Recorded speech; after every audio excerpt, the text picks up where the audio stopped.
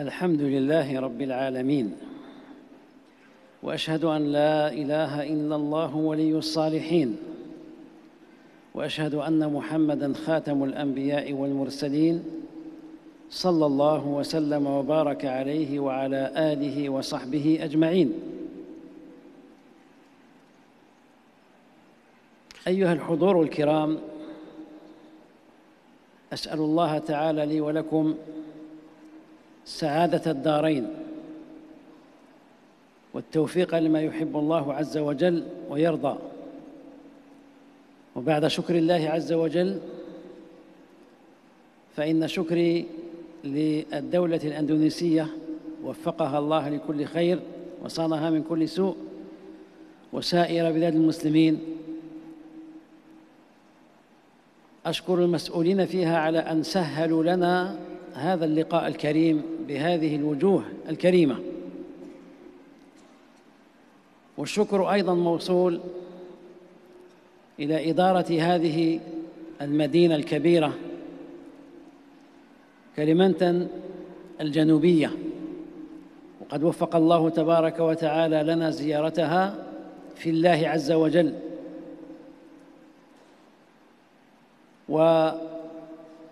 والشكر أيضاً لمن تسبب في هذا اللقاء،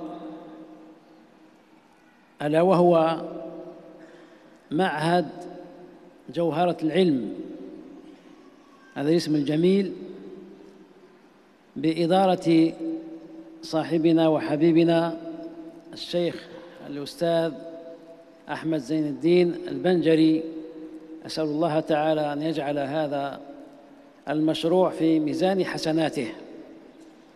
فنحن نشكر للجميع التسهيل، كما نشكر لكم خطواتكم التي تحتسبونها في الله عز وجل، فأتيتم لكي نتبادل الأفكار في ذات الله تبارك وتعالى. Bismillahirrahmanirrahim. Syekh menyampaikan pujian kepada Allah Subhanahu wa taala, kemudian mengucapkan 2 kalimat syahadat, kemudian bersalawat dan salam atas Nabi Muhammad sallallahu alaihi wa ala alihi wasallam. Kemudian fadilatul syekh berdoa kepada Allah Subhanahu wa taala agar kita seluruhnya mendapatkan kebahagiaan di dunia dan di akhirat, dan agar kita seluruhnya mendapatkan taufik untuk mengerjakan seluruh apa saja yang diridhai dan dicintai oleh Allah Subhanahu wa taala. Kemudian beliau mengucapkan, setelah bersyukur kepada Allah Subhanahu wa taala, kemudian beliau bersyukur kepada negara Indonesia dan juga berterima kasih kepada seluruh yang berkepentingan di dalam daerah ini, yaitu para petugas keamanan dan juga para pejabat yang memudahkan kita untuk mengerjakan tabligh akbar pada hari ini. Kemudian juga beliau berterima kasih kepada siapa saja yang menjadi penyebab akan terjadinya tabligh akbar pada hari ini. Di antaranya adalah para pengurus dari pesantren Intan Ilmu Barito Kuala, Kalimantan Selatan. Semoga Allah Subhanahu wa taala menjadikan apa yang sudah dikerjakan sebagai amalan pemberat kelak di timbangan Allah Subhanahu wa taala pada hari kiamat. Kemudian juga Syekh berterima kasih kepada para hadirin yang sudah berhadir di dalam tabligh akbar pada hari ini, melangkahkan kakinya dari rumah masing-masing. Semoga seluruh amal ibadah kita diterima oleh Allah Subhanahu wa taala. وقد اختارت هذه الإدارة المباركة بحسن تدبيرها أن يكون لقاؤنا في عنوان جميل طلبوا مني أن أتحدث فيه معكم، ألا وهو أسباب بركة العلم. فهذا عنوان هذا اللقاء الذي نسأل الله تعالى القبول مني ومنكم. Para panitia telah memilih judul pada tablik akbar kali ini adalah sebab-sebab keberkahan ilmu. Judul yang baik. Semoga Allah Subhanahu wa taala memberikan manfaat dari tablik akbar kali ini. نحن هنا والحمد لله في صرح علمي، والعلم كل الناس يحبونه، حتى إن الجاهل وهو جاهل لو وصفته بما فيه فقلت له يا جاهل لغضب، مع أنك لم تزد على وصفه بما فيه، لأن الناس جميعا يحبون العلم. Kita pada kesempatan kali ini dengan memuji Allah Subhanahu wa taala, kita di dalam majlis ilmu. Dan ilmu setiap manusia menyukainya. Bahkan sampai orang yang bodoh pun. Jika engkau mensifati orang yang bodoh tersebut dengan kebodohan, maka dia tidak akan suka dengan sifat tersebut. ربنا تبارك وتعالى مدح العلم في كتابه في آيات كثيرة لا تخفى على شريف علمكم، ومن بين هذه الآيات التي تلفت الانتباه أن الله تعالى قال الرحمن علم القرآن خلق الإنسان علمه البيان. Allah Subhanahu wa taala, Rabb kita, telah memuji ilmu di dalam Al-Qur'an dalam begitu banyak ayat, sebagaimana yang tidak tersembunyi di dalam pengetahuan para hadirin sekalian. Di antara ayat-ayat tersebut adalah di dalam surat Ar-Rahman, Allah yang Maha Pengasih telah mengajarkan Al-Quran. Khalaqal insan, menciptakan manusia.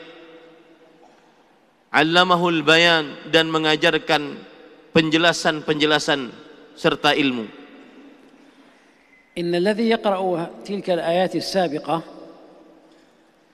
yantabihu li shay'in wa huwa anna Allah tabaraka wa ta'ala lam yurattib هذه الآيات حسب ميلادها. قال الله تعالى الرحمن علم القرآن خلق الإنسان. هل خلق الله تعالى الإنسان ثم علمه القرآن، أو علمه القرآن ثم خلقه؟ وهل علم الله تعالى الإنسان البيان له الذي هو الكلام قبل تعليم القرآن أو بعده؟ هذا سؤال يطرحه الإنسان لما يقرأ القرآن بتدبر. Sesungguhnya siapa saja yang membaca ayat yang tadi, dia akan mendapatkan pelajaran yang sangat menarik, bahwa Allah Subhanahu wa taala tidak menertibkan urutan di dalam ayat tersebut. Allah berfirman Ar-Rahman, 'allamal Qur'an, khalaqal insan. Allah yang Maha Pengasih, yang telah mengajarkan Al-Quran, yang menciptakan manusia. Apakah penciptaan manusia terdahulu, ataukah Allah Subhanahu wa taala menjelaskan Al-Quran terdahulu? Nah, bima'na anna Allah tabaraka wa ta'ala نوه بتعليم القرآن قبل التنويه بخلق الإنسان وتعليمه اللسان، والسبب في ذلك أن تعليم القرآن أعظم نعمة أعطاها الله تعالى عباده بإطلاق. إذن فرتب الله تعالى نعمه التي رحم بها الخلق حيث تسمى بالرحمن بحسب فضائل النعم. فنعمة تعليم القرآن أعظم من خلقك من خلقه إياك، ونعمة خلقه إياك أعظم من تعليمه لك الكلام. لهذا قال الله تعالى: والله أخرجكم من بطون أمهاتكم لا تعلمون شيئا وجعل لكم السمع والأبصار والأفئدة لعلكم تشكرون. Makna dari yang sudah disampaikan tadi bahwasanya Allah Subhanahu wa taala memberikan pelajaran bahwa pengajaran Al-Qur'an terjadi sebelum penciptaan manusia. Dan ini memberikan pelajaran kepada kita bahwasanya termasuk nikmat yang paling besar yang dimiliki oleh Allah Subhanahu wa taala, yang diberikan oleh Allah Subhanahu wa taala adalah pengajaran Al-Qur'an. Allah berfirman Ar-Rahman, yang Maha Pemurah. Kemudian setelah itu Allah Subhanahu wa taala mengajarkan Al-Qur'an. Ini menunjukkan bahwa pengajaran Al-Qur'an adalah lebih besar nikmatnya dibandingkan penciptaan engkau wahai manusia. Dan penciptaan engkau wahai manusia lebih besar dibandingkan Allah Subhanahu wa taala membuatmu untuk berbicara. Sebagaimana Allah Subhanahu wa taala berfirman, "Wallahu akhrajakum min butuni ummahatikum." Allah Subhanahu wa taala mengeluarkan kalian dari perut-perut ibu kalian, tidak mengetahui apa-apa. Kemudian Allah membuat kalian mendengar, berbicara, dan seterusnya. ولذلك فإن الله تعالى أخبر أن أي أمة أرادت أن يرفعها الله ويرفع قدرها ومستواها فعليها بالعلم، لأنه قال: يرفع الله الذين آمنوا منكم والذين أوتوا العلم درجات. فهنيئا لكم يا أهل هذه البلاد الكريمة بوجود هذه المعاهد والمراكز التعليمية، وهؤلاء الأبناء الذين نراهم مهتمين بالعلم. هذا إن شاء الله تعالى إحدى العلامات التي تدل على الخير في البلاد، لأن فتح المراكز، فتح المعاهد، تكثير العلم دليل على أن هذه الأمة سيرفعها الله. Oleh sebab itulah bahwasanya Allah Subhanahu wa taala telah mengabarkan suatu kaum yang ingin diangkat derajatnya oleh Allah Subhanahu wa taala, maka hendaknya mereka dekat dengan ilmu agama. Allah Subhanahu wa taala berfirman yang artinya Allah mengangkat derajat orang-orang yang beriman di antara kalian dan orang-orang yang berilmu beberapa derajat. Maka berbahagialah kalian wahai kaum muslimin, di tengah-tengah kita terdapat lembaga-lembaga pendidikan Islam dan anak-anak santri yang kita lihat mereka dengan semangat belajar ilmu agama. Mereka adalah tanda bahwasanya Allah Subhanahu wa taala ingin mengangkat derajat kaum muslimin di daerah tersebut. وننتقل الآن إلى موضوع هذه الكلمة. فأول شيء أيها الحضور الكرام تنالون به بركة العلم هو أن تتعلموا العلم لله، الإخلاص في طلب العلم. فإن الله تعالى أول ما أنزل في كتابه: اقرأ باسم ربك الذي خلق، خلق الإنسان من علق، اقرأ وربك الأكرم الذي علم بالقلم علم الإنسان ما لم يعلم. Sekarang kita berpindah kepada tema dari tabligh akbar ini, yaitu sebab keberkahan ilmu. Keberkahan ilmu akan didapat, yang pertama, mempelajari ilmu karena Allah, ikhlas di dalam mencari ilmu. Allah Subhanahu wa taala berfirman di dalam Al-Qur'an yang artinya bacalah dengan nama Rabbmu. Iqra bismi rabbikal ladzi khalaq.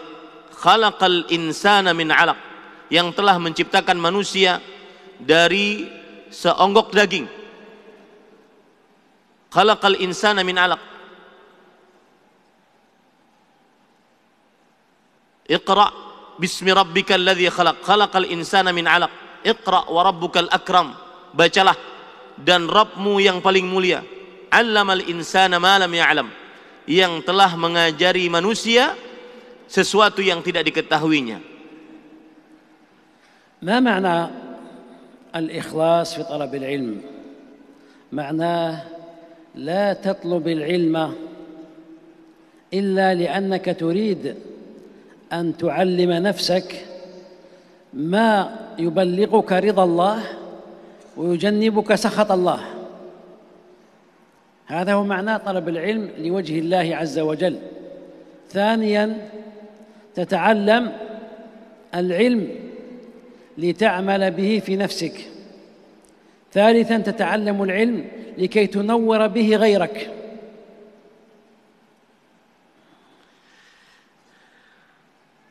Apa yang disebut dengan ikhlas di dalam menimba ilmu agama?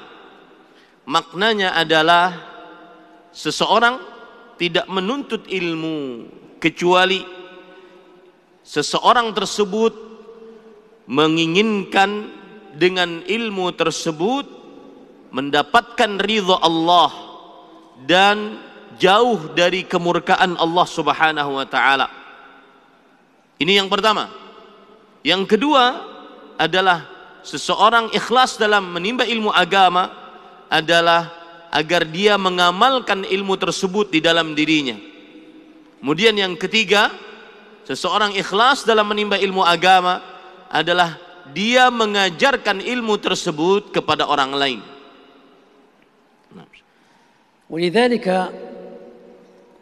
صح من رواية ابن ماجه رحمه الله عن أبي هريرة رضي الله عنه قال: قال رسول الله صلى الله عليه وعلى آله وسلم: من تعلم العلم ليباهي به العلماء أو يجادل أو يماري به السفهاء أو يصرف وجوه الناس إليه أدخله الله جهنم. من تعلم العلم يتعلم العلم ليباهي به العلماء حتى يقال عالم، هذا همه الافتخار، أو يماري بمعنى يجادل، يتعلم العلم لكي يجادل السفهاء. قال صلى الله عليه وسلم: أو يصرف به وجوه الناس إليه، يحب أن يتبعه الناس. هذه ثلاث أشياء كلها تمحق بركة العلم.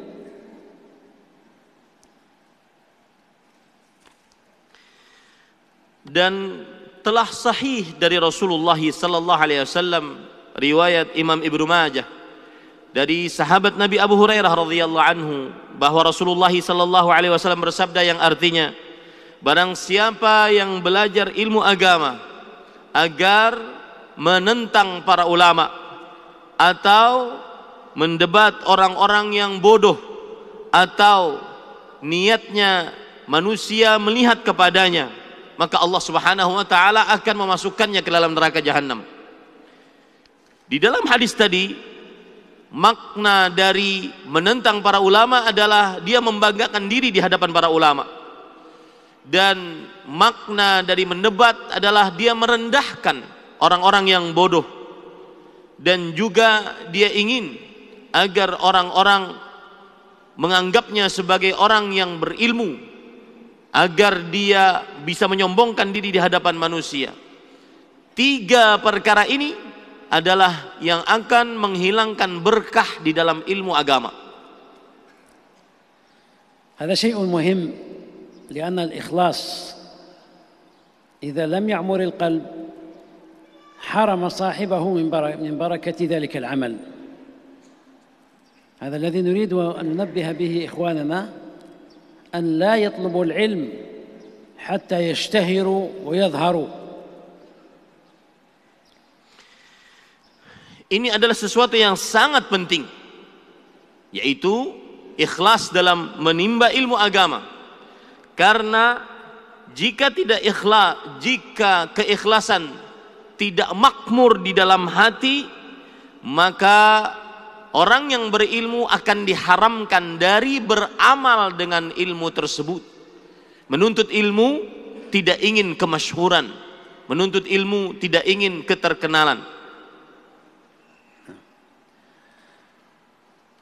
السبب الثاني أن تعمل بعلمك، فإن الله تعالى ما علمك إلا لتعمل، لا لتخزن المعلومات تصبح كأنك حاسوب كمبيوتر تخزن معلومات دون عمل، وإلا فإن الله تبارك وتعالى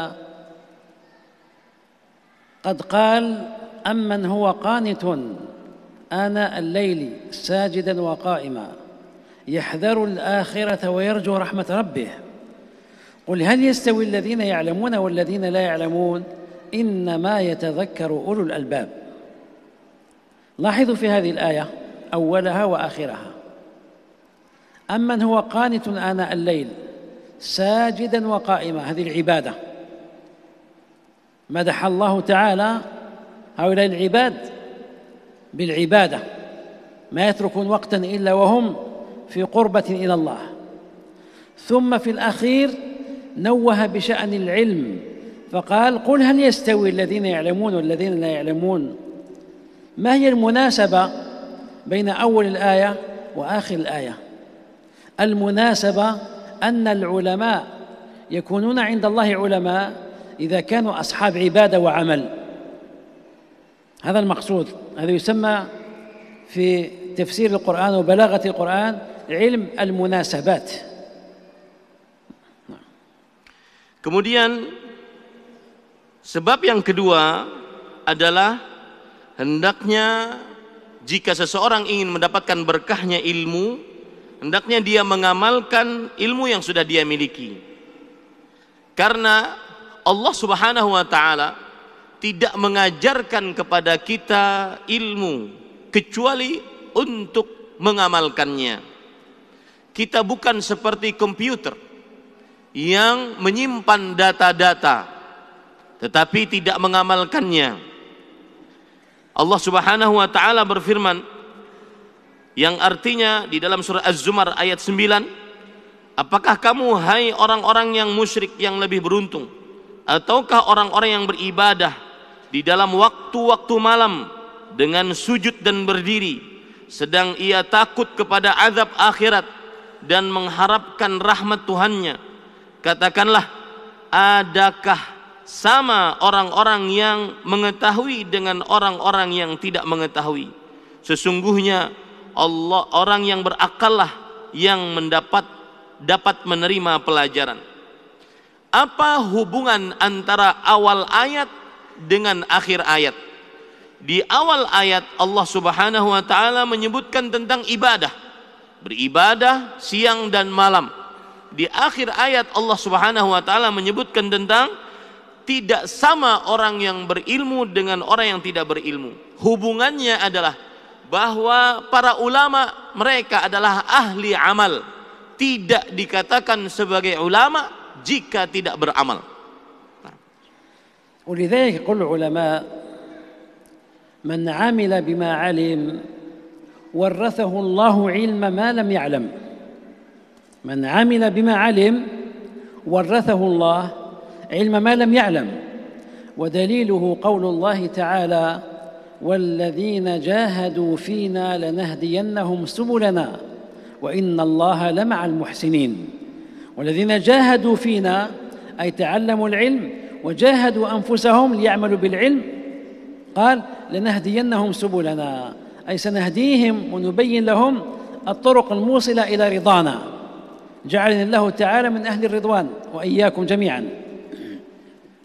Oleh sebab itulah para ulama salaf mengatakan, barang siapa yang beramal dengan ilmu yang dia miliki, maka Allah Subhanahu wa taala akan mewariskan kepadanya ilmu yang belum dia ketahui. Dan dalil akan perkataan ini adalah di dalam surat Al-Ankabut. Allah Subhanahu wa taala berfirman, "Walladzina jahadu fina lanahdiyannahum subulana." Dan orang-orang yang berjihad di dalam kami, sungguh kami akan benar-benar memberikan petunjuk kepada jalan-jalan kami. Orang-orang yang berjihad di jalan-jalan kami adalah orang-orang yang menuntut ilmu agama. Dan sungguh kami akan berikan petunjuk kepada jalan-jalan kami adalah orang-orang yang mengamalkan ilmu tersebut dan akhirnya mendapatkan ilmu yang belum dia ketahui. Semoga Allah Subhanahu wa taala memberikan ridhanya dan taufiknya untuk kita mengamalkan ilmu yang sudah kita ketahui. Allahumma amin. والدليل الثاني في هذا الباب قول الله تعالى يا أيها الذين آمنوا إن تتقوا الله يجعل لكم فرقانا ويكفر عنكم سيئاتكم ويغفر لكم. فقد بين الله عز وجل في هذه الآية أن المؤمنين إذا اتقوه بمعنى عاملوا بما علموا فإن الله تعالى ينور طريقهم فيميزون في طريقهم بين الحق والباطل لأنهم عاملوا بما علموا. Kemudian dalil yang kedua akan perkataan ulama salaf tadi yang mengatakan barang siapa yang beramal dengan apa yang sudah dia ilmui, maka Allah Subhanahu wa taala akan mewariskan ilmu yang belum dia ketahui.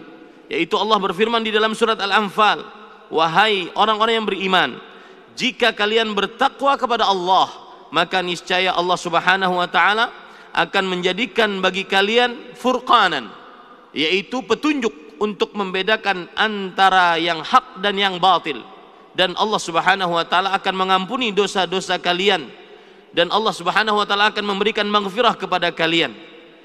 Ayat ini memberikan pelajaran kepada kita bahwasanya siapa yang mengamalkan ilmu yang sudah dia miliki, maka Allah akan menerangi jalannya di dunia dan di akhirat untuk membedakan mana yang hak dan mana yang batil. وروى الإمام مسلم رحمه الله في صحيحه أن رسول الله صلى الله عليه وآله وسلم قال القرآن حجة لك أو عليك. سبحان الله، ذكر القرآن قد يكون نافعا لك وقد يضرك. كيف ذلك؟ القرآن أعظم علم علمه الله البشر هو القرآن، وهذا القرآن قد يكون لك إذا عملت به، وهو ليس لك بل عدو لك إذا تركت العمل به. Kemudian dalil dari hadis Rasul sallallahu alaihi wasallam tentang pentingnya mengamalkan ilmu yang sudah diilmui. Hadis riwayat Imam Muslim bahwa Rasulullah sallallahu alaihi wasallam bersabda, Al-Quran adalah bisa menjadi pemberat timbangan kelak di hari kiamat atau bisa menjadi musuh nanti di hari kiamat. Maha suci Allah. Rasulullah sallallahu alaihi wasallam menyebutkan Al-Quran. Al-Quran bisa menjadi manfaat untuk engkau nanti di hari kiamat. Atau sebaliknya, Al-Quran bisa memberikan bahaya, mudarat kelak pada hari kiamat. Jika engkau mengamalkan Al-Quran, maka niscaya Al-Quran akan menjadi pembelamu kelak di hari kiamat. Jika tidak mengamalkan Al-Quran, Al-Quran akan menjadi musuhmu kelak di hari kiamat. وقد ضرب الله لنا مثلا في القرآن الكريم لرجل علمه الله تعالى علما كثيرا، ولكنه في نهاية الأمر لم يكن من أهل الجنة لأنه ترك العمل بما علم. ذلك قول الله تعالى واتل عليهم نبأ الذي آتيناه آياتنا فانسلخ منها فأتبعه الشيطان فكان من الغاوين ولو شئنا لرفعناه بها ولكنه أخلد إلى الأرض واتبع هواه فمثله كمثل الكلب. ولاحظوا هذا رجل عالم بني إسرائيل علمه الله العلم لكنه فضل الدنيا على الآخرة فنزل به علمه وعذبه الله تعالى بعلمه. Kemudian Allah Subhanahu wa taala menyebutkan di dalam Al-Qur'an sebuah perumpamaan tentang orang yang tidak mengamalkan ilmu yang dia miliki. Allah Subhanahu wa taala berfirman di dalam surat Al-A'raf, dan bacakanlah kepada mereka berita orang yang telah kami berikan kepadanya ayat-ayat kami, pengetahuan tentang isi Alkitab. Kemudian dia melepaskan diri daripada ayat-ayat itu, lalu dia diikuti oleh syaitan sampai dia tergoda, maka jadilah dia termasuk orang-orang yang sesat. Maka perhatikan ayat ini, Allah Subhanahu wa taala memberikan kepada salah seorang dari Bani Israel sebuah ilmu yang banyak, akan tetapi dia tidak mengamalkan ilmunya. Dia mengamalkan ilmunya karena ingin mendapatkan dunia. Akhirnya Allah Subhanahu wa taala sesatkan dia.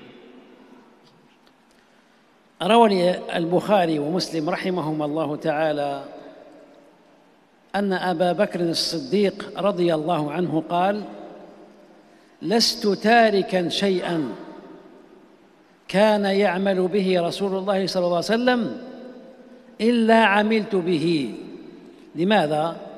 يقول: إني أخشى إن تركت شيئا كان يعمل به الرسول صلى الله عليه وسلم أن أزيغ. لاحظوا، هذا سيد الأمة بعد رسولها عليه الصلاة والسلام، يقول رضي الله عنه: لست تاركا شيئا، لا أترك شيئا كان يعمل به الرسول صلى الله عليه وسلم إلا عملت به. لماذا؟ أخشى إن تركت أن أنحرف. Diriwayatkan oleh Imam Bukhari dan Muslim bahwa Abu Bakar As-Siddiq radhiyallahu anhu pernah berkata yang artinya, aku tidak pernah meninggalkan apapun yang pernah dikerjakan oleh Rasulullah sallallahu alaihi wasallam kecuali aku akan mengerjakannya. Kenapa demikian? Karena kata Abu Bakar As-Siddiq radhiyallahu anhu, aku takut jika aku tinggalkan apa yang pernah dikerjakan oleh Rasulullah sallallahu alaihi wasallam, maka aku akan menyimpang dari jalan yang benar, menyimpang dari jalan Allah Subhanahu wa taala. وصح من رواية الترمذي وغيره أن الصحابي أبا أمامة رضي الله عنه أتى رسول الله صلى الله عليه وآله وسلم فقال: يا رسول الله، دلني على شيء يدخلني الجنة.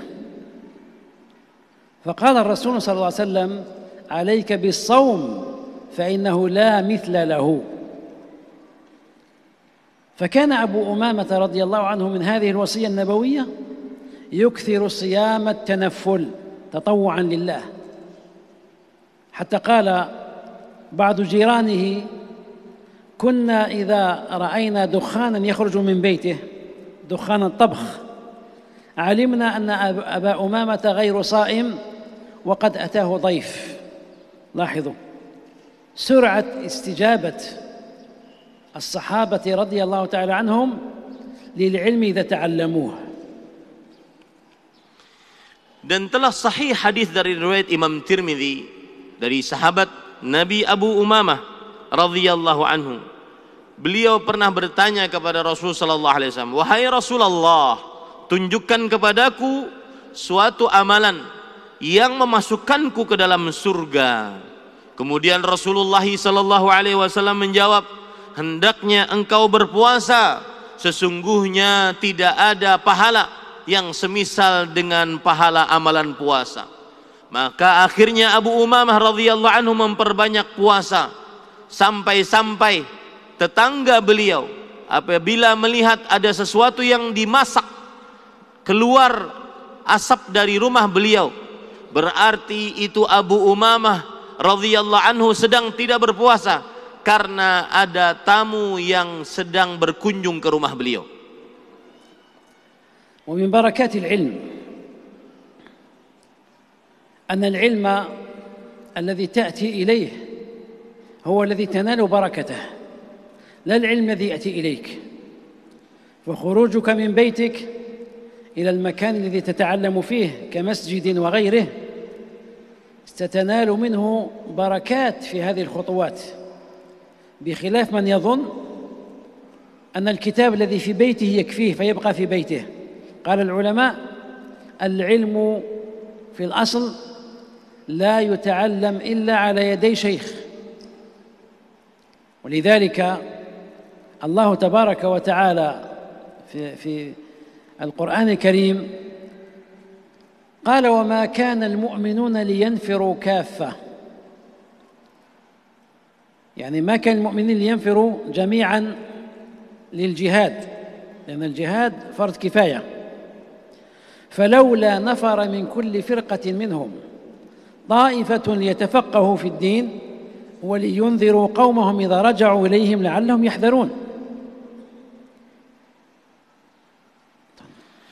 Termasuk daripada berkahnya ilmu, bahwa ilmu yang mendatangkan berkah adalah ilmu yang didatangi, bukan ilmu yang mendatangi. Maka keluarnya seseorang menuju majelis ilmu, langkah-langkah kaki dia adalah keberkahan untuk dia. Berbeda dengan orang yang hanya mencukupkan ilmu dengan kitab-kitabnya saja, tidak hadir di majelis ilmu. Oleh karenanya para ulama mengatakan ilmu pada asalnya adalah tidak diambil kecuali melalui para syekh secara langsung. Sebagaimana Allah Subhanahu wa taala berfirman dalam surah At-Taubah yang artinya ayat 122, tidak sepatutnya bagi orang-orang yang mukmin untuk pergi semuanya ke medan perang.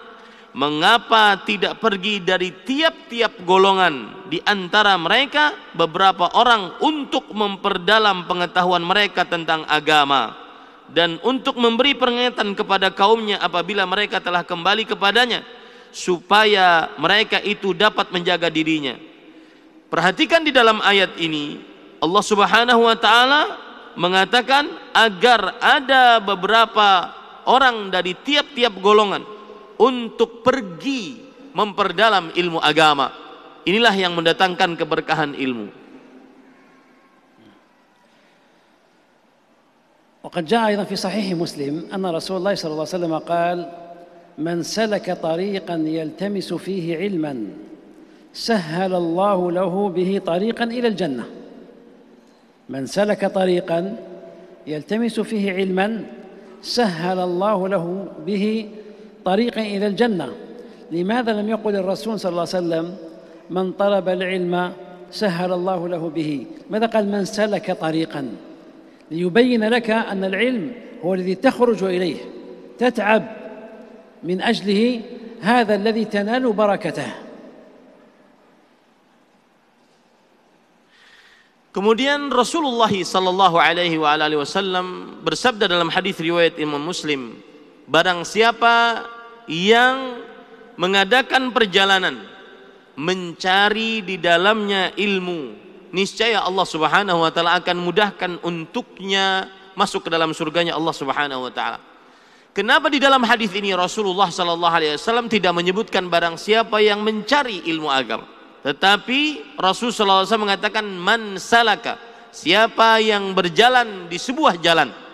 Ini menunjukkan bahwasanya pembelajaran bagi kita bahwa ilmu adalah harus keluar di dalam mencarinya, mengadakan perjalanan di dalam menuntut ilmu agama.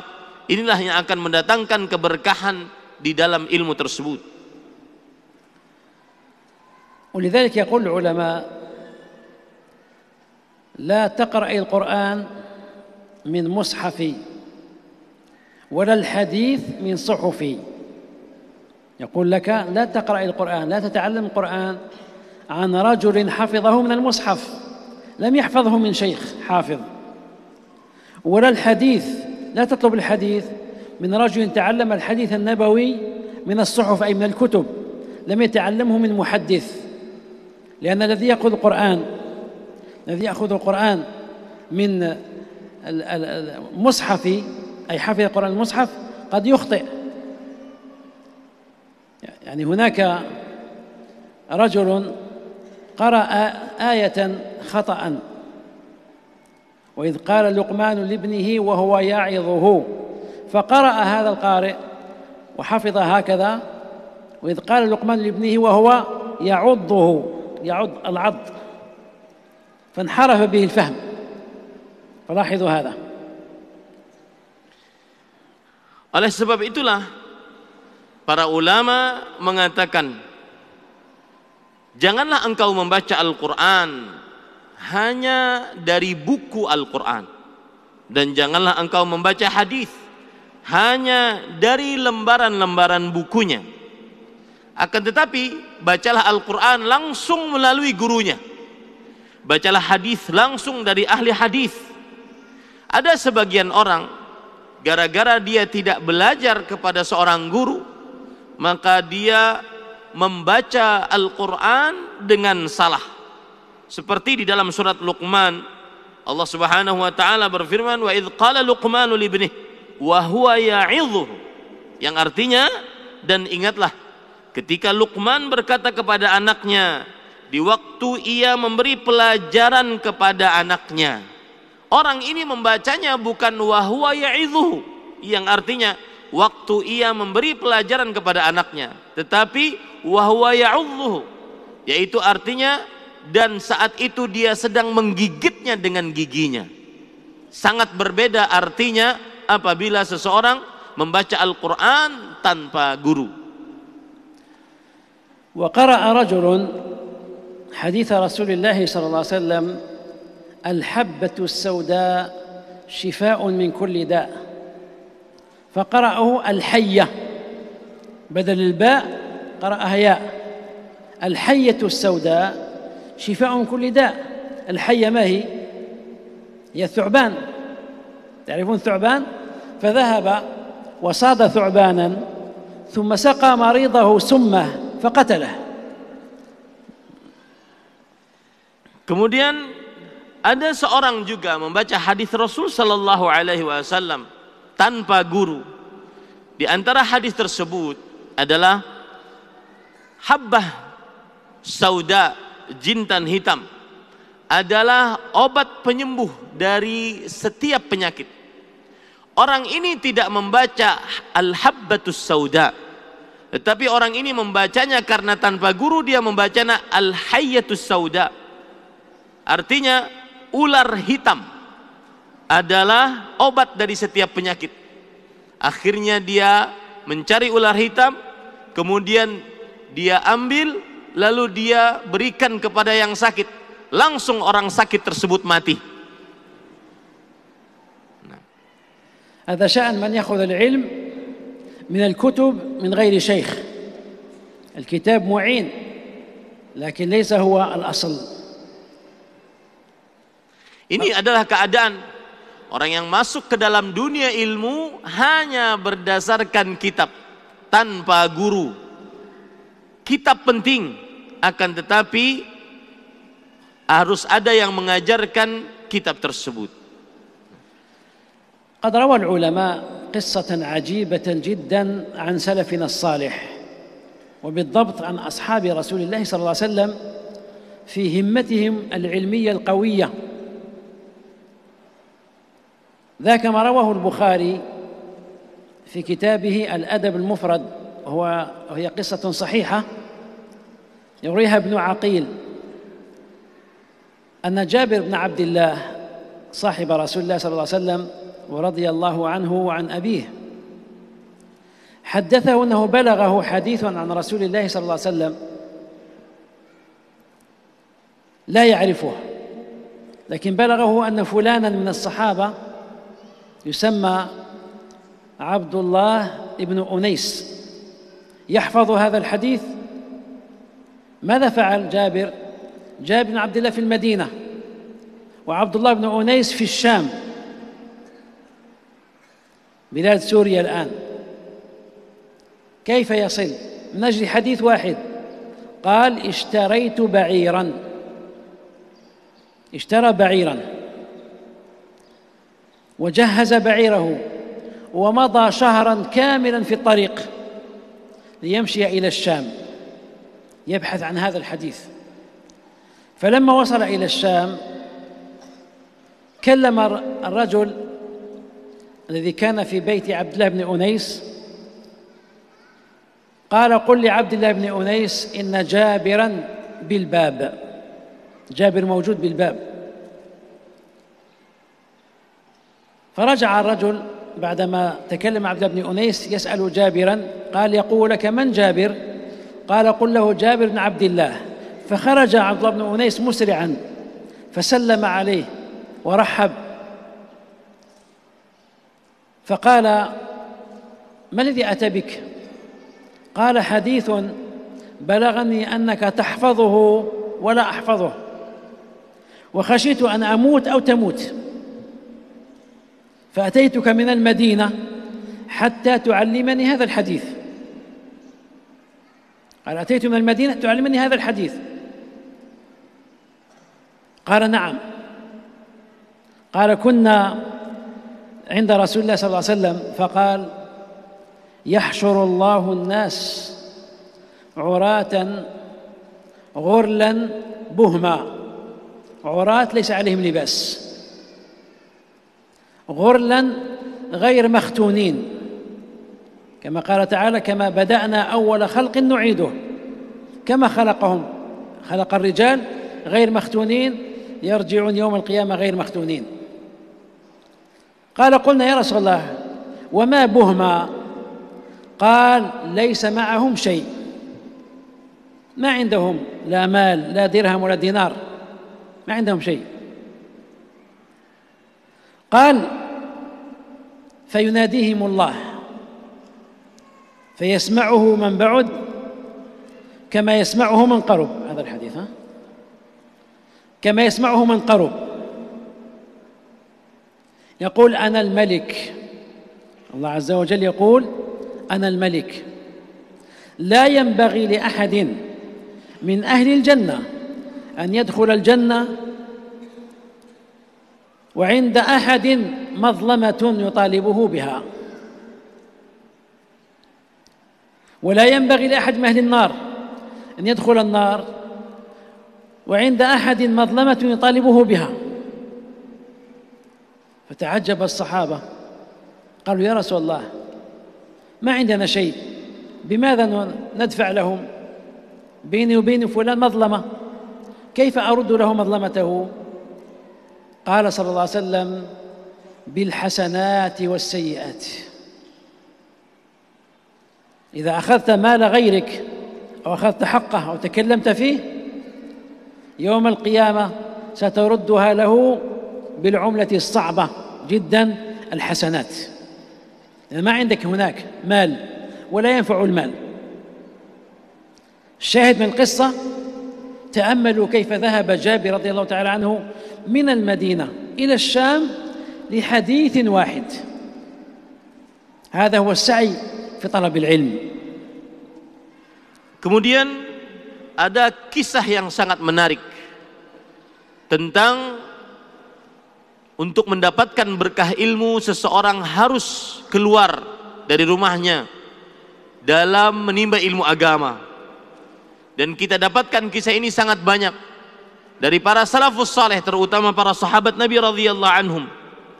Diriwayatkan oleh Imam Al-Bukhari dalam kitabnya Al-Adabul Mufrad bahwasanya Ibnu Aqil rahimahullahu taala meriwayatkan bahwa Jabir bin Abdullah telah mengabarkan kepada beliau bahwa sampai kepada Jabir radhiyallahu anhu sebuah hadis Rasul sallallahu alaihi wasallam,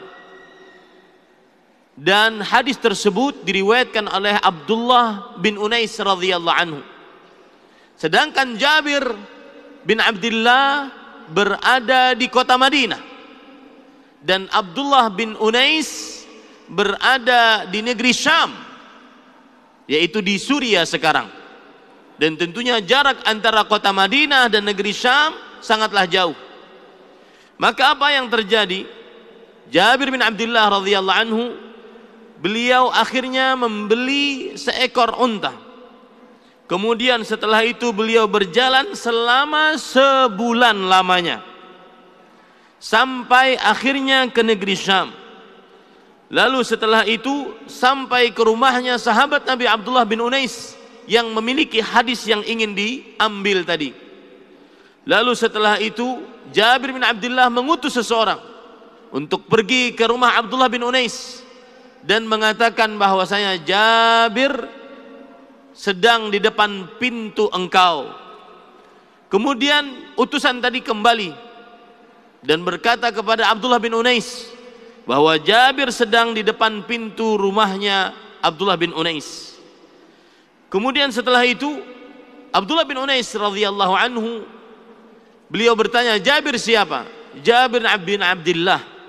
Maka kemudian Abdullah bin Unais langsung bersegera pergi kepada Jabir bin Abdullah.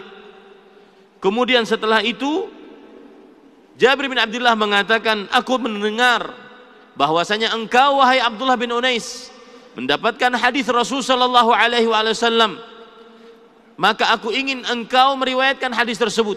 Aku khawatir aku mati atau engkau mati sedangkan hadis tersebut belum sampai kepadaku. Maka kemudian Abdullah bin Unais radhiyallahu anhu bercerita, aku telah mendengar Rasulullah sallallahu alaihi wasallam bersabda, Allah Subhanahu wa taala akan mengumpulkan seluruh manusia dalam keadaan telanjang, tidak berkhitan dan tidak membawa apa-apa. Para sahabat Nabi radhiyallahu anhum mengatakan, apa yang dimaksud tidak membawa apa-apa? Yang dimaksudnya adalah tidak membawa bekal sama sekali. Kemudian ada suara yang berseru yang bisa didengar dari jauh sebagaimana bisa didengar dari dekat, berkata, akulah sang raja, tidak pantas seorang pun dari penghuni surga masuk ke dalam surga, dan seorang dari penghuni neraka meminta balasan atas kezaliman yang pernah dilakukannya. Dan tidak pantas seorang penghuni neraka masuk ke dalam neraka, sedangkan seorang penghuni surga meminta kezaliman kepadanya.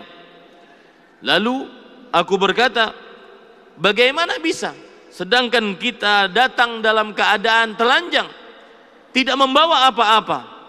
Maka Rasulullah sallallahu alaihi wasallam menjawab, kalian akan membayar dengan pahala-pahala atau dosa-dosa. Pahala diberikan kepada orang yang terzalimi, dosa-dosa akan ditanggung oleh orang-orang yang menzalimi. Yang menjadi inti pembicaraan dari hadis ini adalah bagaimana seorang sahabat Rasul sallallahu alaihi wasallam, Jabir bin Abdullah radhiyallahu anhu, beliau berjuang untuk mendapatkan satu hadis Nabi Muhammad sallallahu alaihi wasallam, satu hadis Rasul sallallahu alaihi wasallam, mengadakan perjalanan dari kota Madinah sampai ke negeri Syam yang sangat jauh. والسبب الرابع ذكرنا لكم 3 أسباب: الإخلاص في طلب العلم، الثاني العمل بالعلم، الثالث السعي الحركة طلب العلم. السبب الرابع من أسباب البركة أن يأخذ العلم من الكتاب والسنة، أن يأخذ العلم من الكتاب والسنة، لأنه ليس كل علم نافعا، بعض العلوم تضر الناس. ولذلك كان الرسول صلى الله عليه وسلم يسأل الله تعالى العلم النافع، اللهم يقول اللهم إني أسألك علما نافعا وعملا متقبلا، وأيضا يسأل الرزق الحسن من الله ورزقا واسعا متقبلا. لما قال النبي صلى الله عليه وسلم أسألك علما نافعا دل هذا على أن هناك علوم غير نافعة. Sebab yang keempat, tentunya kita sudah menyebutkan 3 sebab. Yang pertama, ikhlas di dalam menimba ilmu agama. Dan yang kedua adalah beramal dengan ilmu yang sudah kita miliki. Yang ketiga, berusaha untuk mendapatkan ilmu tersebut. Maka sebab yang keempat, sebab keberkahan ilmu adalah mengambil ilmu tersebut berdasarkan Al-Quran dan hadis Rasul sallallahu alaihi wasallam. Karena tidak setiap ilmu bermanfaat. Sebagian ilmu bahkan membahayakan manusia. Oleh karenanya Rasulullah sallallahu alaihi wasallam bersabda, Allahumma inni as'aluka ilman nafi'an wa rizqan tayyiban wa amalan mutaqabbala. Ya Allah, sesungguhnya aku memohon kepada Engkau ilmu yang bermanfaat, rezeki yang baik, dan amal yang diterima. Ini menunjukkan bahwasanya ada ilmu yang tidak bermanfaat. ولذلك سمى الله تعالى كتابه الكتاب المبارك، قال وهذا ذكر مبارك أنزلناه أفأنتم له منكرون، وقال كتاب أنزلناه إليك مبارك ليدبروا آياته وليتذكر أولو الألباب. فسمى القرآن مباركا.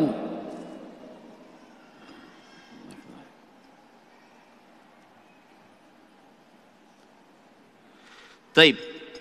Kemudian Allah Subhanahu wa taala berfirman di dalam Al-Qur'an bahwasanya Allah menamakan Al-Qur'an sebagai zikrun mubarak, peringatan yang penuh dengan berkah. Ini menunjukkan bahwasanya Al-Qur'an di dalamnya terdapat ilmu yang bermanfaat dan mendatangkan berkah. Jazakallahu khairan. Barakallahu fiik. ولأجل هذا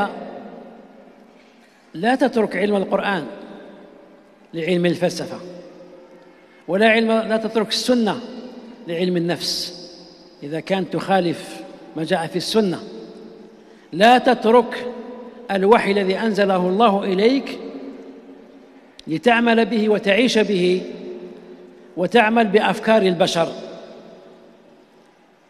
لأن الله تبارك وتعالى قال اتبع ما أوحي إليك من ربك، وقال قل إنما أنذركم بالوحي، وقال تعالى فذكر بالقرآن من يخاف وعيد.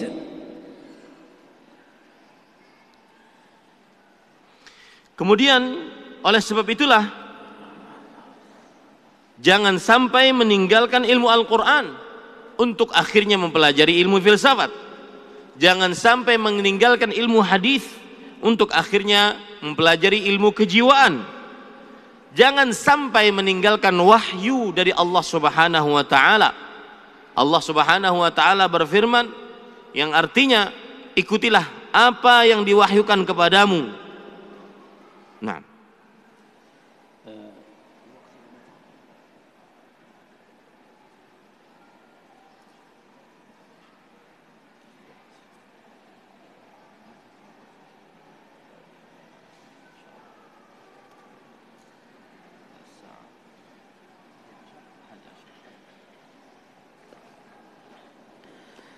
من طريف ما قصه علينا بعض علمائنا أن رجلا أتى أباه وقال يا أبي بارك لي فقد حصلت الدكتوراه، حصلت على درجة الدكتوراه. قال مبارك عليك يا ابني، أنت أصبحت دكتورا في ماذا؟ تعالج ماذا؟ لأن العوام يفهمون الدكتور الطبيب. قال لا، لست دكتورا في الطب، أنا دكتور، أصبحت دكتورا في علم الفلسفة. فقال الأب وما الفلسفة؟ وهو لا يعرف. وضعوا الطعام بين أيديهم وكان فيه دجاجة. قال انظر يا أبي، هنا دجاجة واحدة. قال أنا بعلم الفلسفة أستطيع أن أقنعك بأنهما دجاجتان. كيف؟ ماذا قال الأب وكان ذكيا؟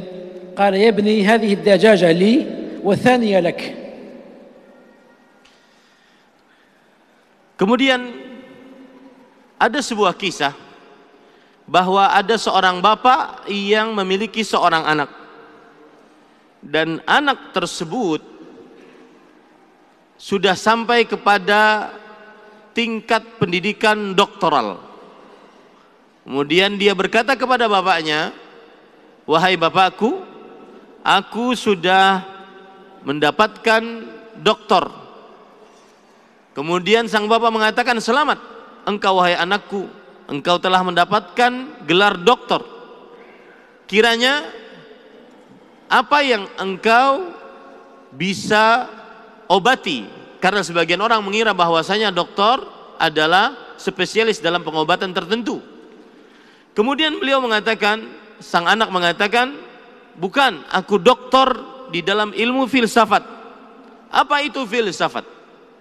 Kemudian sang anak menceritakan, saat itu di depan mereka berdua ada sebuah makanan, ayam, 1 ekor ayam. Kemudian sang anak menceritakan bahwasanya 1 ekor ayam ini aku bisa buktikan kepada engkau wahai bapakku menjadi 2 ayam. Meskipun terlihatnya 1 dengan ilmu filsafat menjadi 2 ayam. Maka kemudian sang bapak menjawab bahwasanya ini 2 ayam adalah milikku dan milikmu. المقصود أن نأتي الآن إلى السبب الخامس في بركة العلم، ألا وهو أن تطلب العلم على يدي رجل يعلمك القرآن والسنة، لا يعلمك العلم المنحرف، أي أن تطلب العلم عن رجل موثوق في علمه. فإن الله تبارك وتعالى قال في محمد صلى الله عليه وسلم: علمه شديد القوى. كان الشيخ الذي يعلمه الوحي إن صح التعبير هو جبريل عليه الصلاة والسلام. فأنت تتعلم عن رجل ثقة حتى لا تقع في البدعة، لا تقع في المخالفة وأنت تريد الحق. الناس اليوم سبحان الله العظيم إذا أراد الواحد منهم أن يزوج ابنته يسأل عن هذا الزوج المستقبلي، كيف هو، كيف دينه، كيف خلقه، إذا كان طبعا عنده دين. حتى ربما يسأل عن وظيفته، يسأل عن وجاهته في المجتمع، يسأل ويسأل ويسأل. كذلك لو جاء رجل يشاركه في تجارة، هل يقبل لأول وهلة أم يبحث عنه؟ يبحث عنه. فالدين أعظم. تبحث لولدك عن الرجل الموثوق، هذا المقصود هذه الكلمة، تبحث لولدك عن الرجل الموثوق. يقول محمد بن سيرين رحمه الله: إن هذا العلم دين فانظروا عمن تأخذون دينكم. رواه مسلم في مقدمة صحيحه: إن هذا العلم دين فانظروا عمن تأخذون دينكم. كما تنتقي لابنتك أحسن الرجال، وكما تنتقي لتجارتك أحسن المشاركين في الأموال، انتقي لابنك أحسن المعلمين. Yang maksud daripada ini adalah bahwa sebab yang kelima dari sebab-sebab keberkahan ilmu, hendaknya seseorang menuntut ilmu melalui seorang yang terpercaya, bukan melalui seseorang yang menyimpang di dalam agama. Allah Subhanahu wa taala berfirman, "Allamahu syadidul quwa", yang mengajarkannya adalah yang sangat kuat. Di sini kalau boleh kita gambarkan, guru dari Nabi Muhammad sallallahu alaihi wasallam adalah Jibril alaihi salam. Oleh sebabnya hendaknya seseorang ketika menimba ilmu agama dari seorang yang terpercaya ilmunya, seorang yang memang benar-benar berilmu. Sebagian orang kadang-kadang apabila ingin menikahkan anaknya dengan seorang lelaki, maka dia akan bertanya kepada banyak orang tentang keadaan lelaki tersebut, tentang ilmunya, akhlaknya, agamanya, dan segala hal yang berkaitan dengan lelaki tersebut, sehingga dia benar-benar tahu bahwa yang akan menjadi suami anak perempuannya adalah laki-laki yang baik. Begitu juga sebagian orang saat bersyarekat di dalam berdagang, maka dia akan bertanya kepada orang banyak tentang siapa yang akan bersyarekat dengan dia, apakah dia terpercaya ataukah tidak. Maka belajar ilmu agama lebih besar. Oleh karenanya carilah seorang yang mengajarkan ilmu agama yang terpercaya. Berkata seorang tabi'i Muhammad ibn Sirin rahimahullah ta'ala, yang artinya sesungguhnya ilmu ini adalah agama, maka perhatikanlah kepada siapa kalian mengambil ilmu agama kalian. Ini riwayat disebutkan dalam hadis, disebutkan oleh Imam Muslim di dalam kitabnya Muqaddimah dalam kitab Sahih Muslim. Sebagaimana seseorang sangat memperhatikan calon suami dari anak perempuannya sehingga mendapatkan suami yang terbaik, dan juga sebagaimana seseorang sangat memperhatikan calon dari syariatnya dalam berdagang sehingga dia mendapatkan teman dagangnya yang baik, maka semestinya seseorang juga memperhatikan tentang ilmu yang dia ingin dapatkan, harus memperhatikan guru yang dia ingin ambil ilmunya. أنتم معشر الآباء الكرام من فضل الله تعالى عليكم أن هداكم لمثل هذا المعهد، معهد جوهرة العلم. لماذا؟ لأننا درسنا ورأينا ما يدرسه هذا المعهد، فوجدناه يدرس ما أنزل على قلب محمد صلى الله عليه وسلم، القرآن بمعناه الواضح الصافي والسنة الصحيحة. هذا من فضل الله تعالى عليكم. ولذلك يقول عبد الله بن شوذب رحمه الله، وهو من علماء السلف، عبد الله بن شوذب يقول: إن من فضل الله تعالى على الشاب إذا أصبح مستقيما أن يهديه إلى شيخ يعلمه السنة لا البدعة.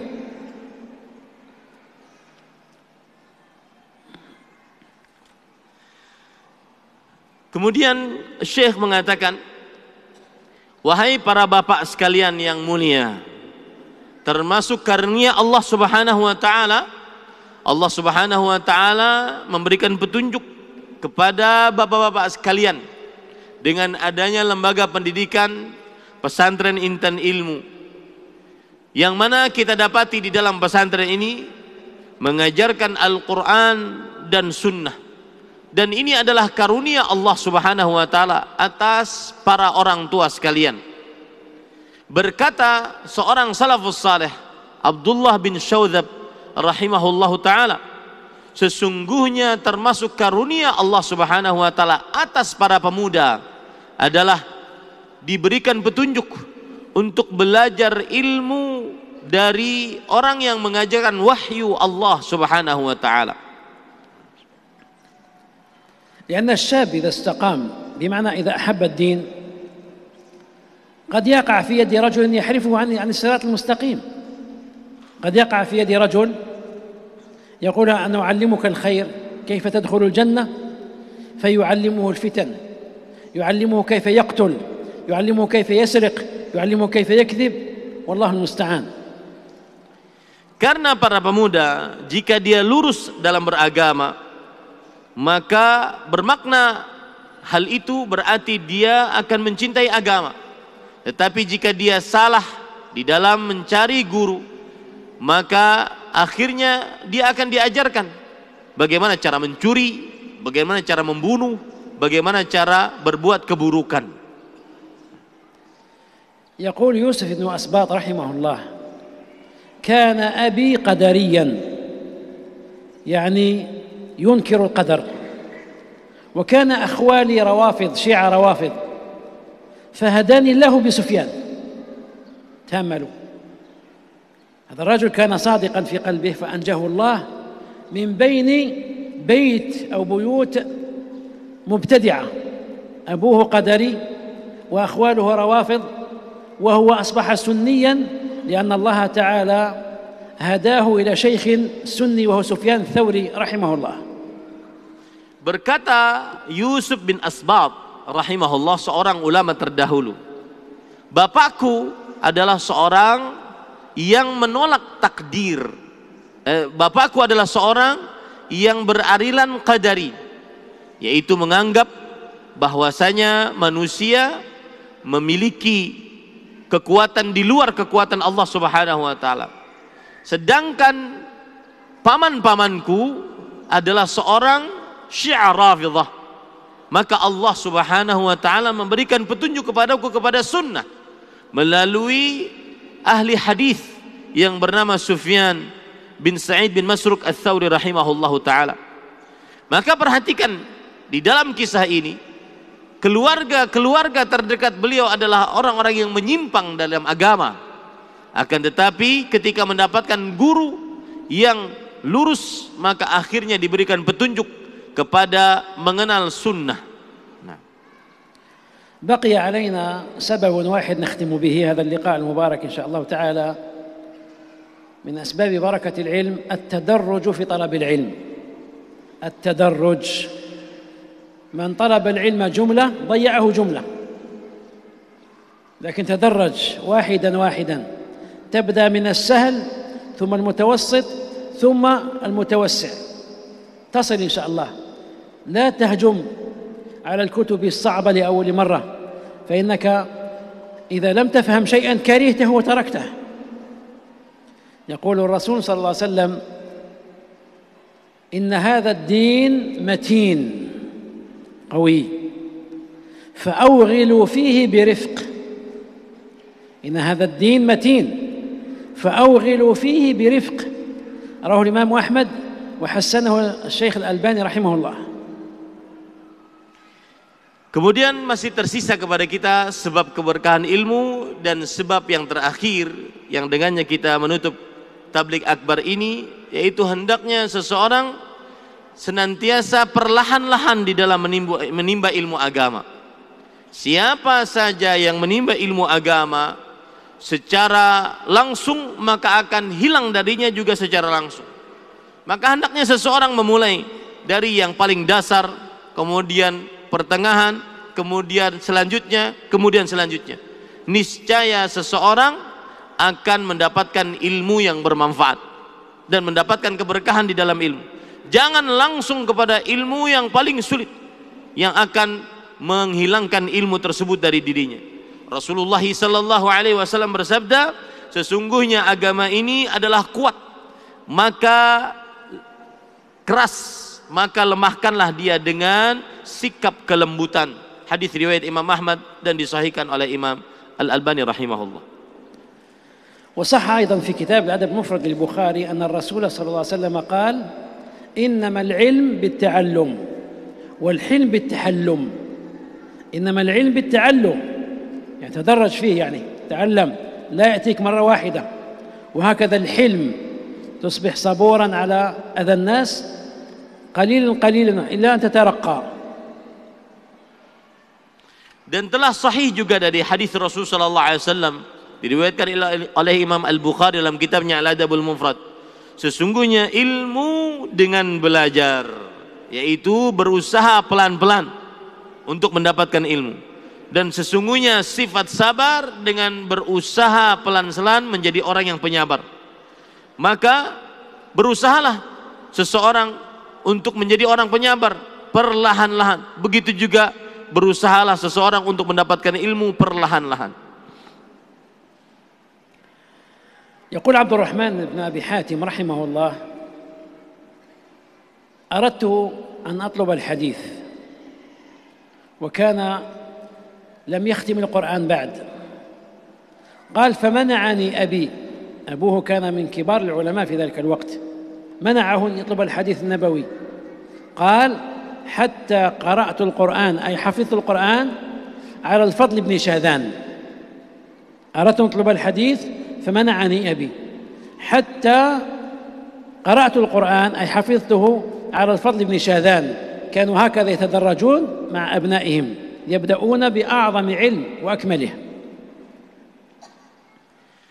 Berkata Abdurrahman bin Abi Hatim, aku ingin menuntut ilmu hadis, tetapi aku belum menghafal seluruh Al-Quran. Lalu bapakku, dan bapak beliau adalah seorang ulama besar, lalu bapakku melarangku sampai akhirnya aku selesai dengan ilmu Al-Quran. Artinya aku sudah menghafal dengan baik ilmu Al-Quran melalui seorang guru yang bernama Fadl bin Syadzan. Dan mereka begitulah terdahulu, orang-orang terdahulu. Mereka mendahulukan ilmu yang paling utama, yaitu Al-Quran, kemudian setelahnya. هذه 6 أسباب لنيل بركة العلم، وأعيدها عليكم ليحفظها الأبناء النجباء وفقهم الله لكل خير، وجزى الله خيرا آباءهم الذين تسببوا في تعليمهم واختيار خير المراكز لهم. الأول الإخلاص في طلب العلم، هذا السبب الأول. الثاني العمل بالعلم. الثالث السعي والتحرك لطلب العلم. الرابع أخذ العلم الصحيح من الكتاب والسنة. الخامس طلبه على يدي شيخ عالم صاحب توحيد وسنة. السادس التدرج في طلب العلم. ويقول الضياء المقدسي رحمه الله تعالى: كلما زاد حزبي من القرآن كلما زادت البركة في وقته. وهذا شيء يعالج بعض طلبة العلم الذين عندهم قلة في قراءة القرآن، زعما بأنهم مشغولون بعلوم أخرى. يقول كلما زاد حزبي، أي زاد نصيبي من القرآن أقرأه في اليوم، كلما زادت البركة في وقتي. سبحان الله، تأملوا هذا. قال حتى بلغت أن أقرأ 10 أحزاب. بلغ أن كان يقرأ في اليوم 10 أجزاء، بمعنى يختم القرآن كل 3 ليالي. وازداد علمه، يزداد في قراءة القرآن، بمعنى يأخذ من وقت العلم لقراءة القرآن، مع ذلك ازدادت البركة.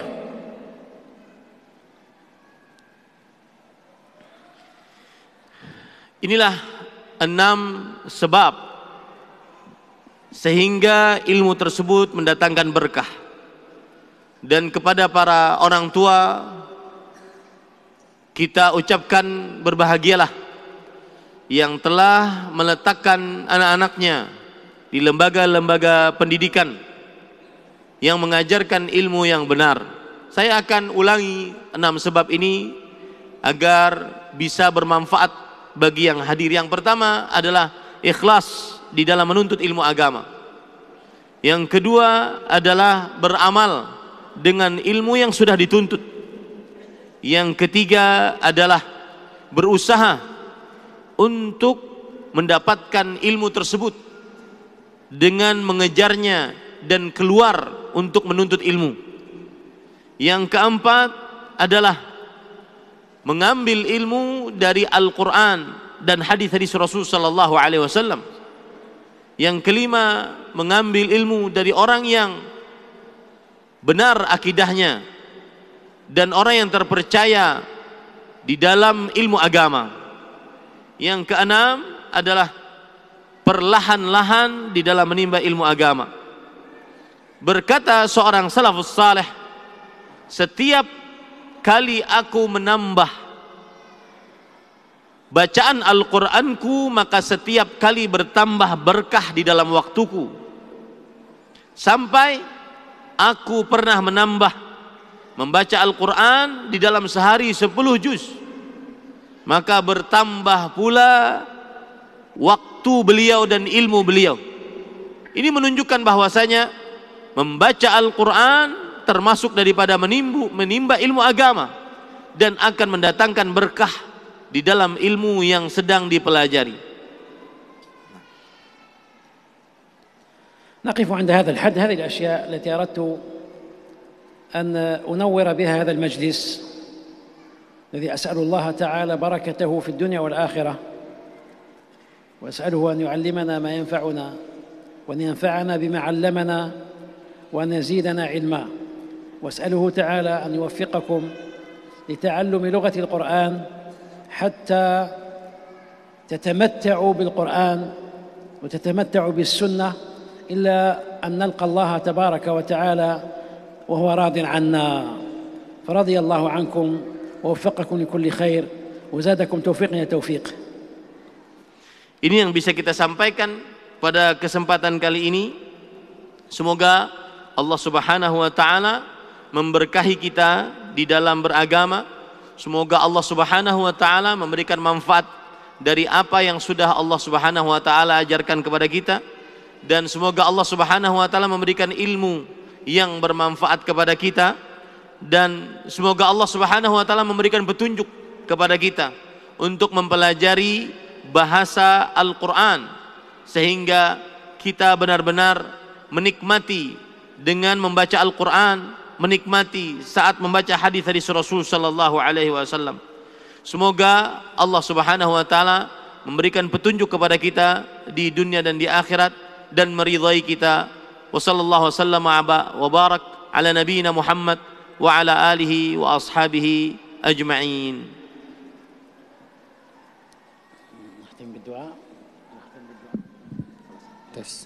Jazallahu lahu khairal jazai ala ma alqahu min kalimatihi an-nafi'ah wa min kalamihi at-tayyib wa min bayanihi al-wadih wa min syarhihi al-mubhir.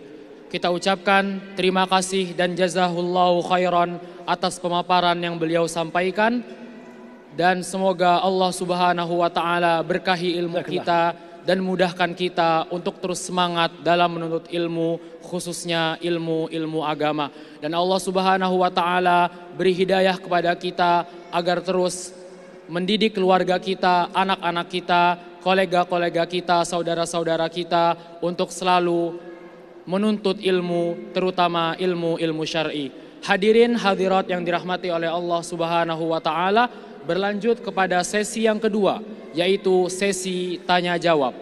Kami harapkan kepada semua hadirin dan hadirat yang memiliki pertanyaan untuk mengoper ke depan, kemudian panitia akan memberikannya kepada Syekh.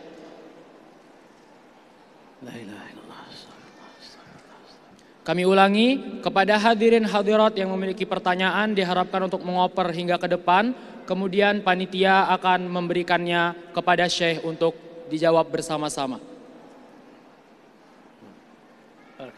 Hadza wa lina'ti ila al-as'ilah wal ajwibah.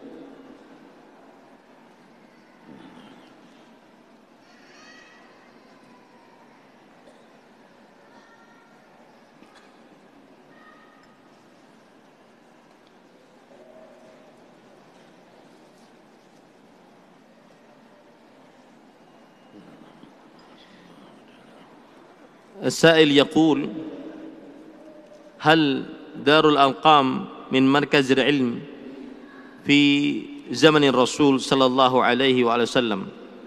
Ada pertanyaan, apakah Darul Arqam merupakan markas ilmu pembelajaran di zaman Rasulullah sallallahu alaihi wasallam?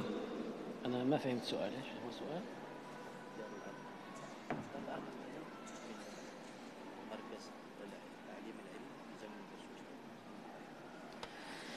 دار الأرقم ابن أبي الأرقم التي كانت في مكة اتخذها النبي صلى الله عليه وسلم له للعبادة، حيث يجتمعون هناك ويصلون صلاتهم، واتخذ أيضا للتعليم.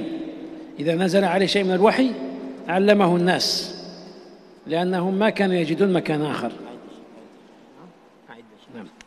دار الأرقم بن أبي الأرقم كانت في مكة، وكان الرسول صلى الله عليه وسلم وأصحابه رضي الله عنهم ممنوعين من أن يجتمعوا، فوجدوا هذا المكان يعبدون الله تعالى فيه ويتعلمون فيه الهدى، فكانت الآيات أو الوحي إذا نزل على الرسول صلى الله عليه وسلم علمه أصحابه في دار الأرقم. Rumah Al-Arqam bin Abil Arqam adalah berada di kota Mekah, dan pada saat itu Rasulullah SAW belum dimudahkan untuk memiliki sebuah tempat untuk mengajarkan ilmu, dan akhirnya menjadikan rumah Al-Arqam bin Abil Arqam sebagai tempat pembelajaran.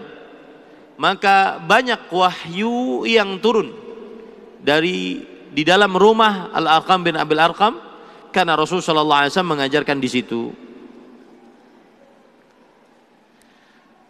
As-su'al ats-tsani, ma huwa al-afdal, al-ilmu qabla al-adab aw al-adab qabla al-ilm? نعم.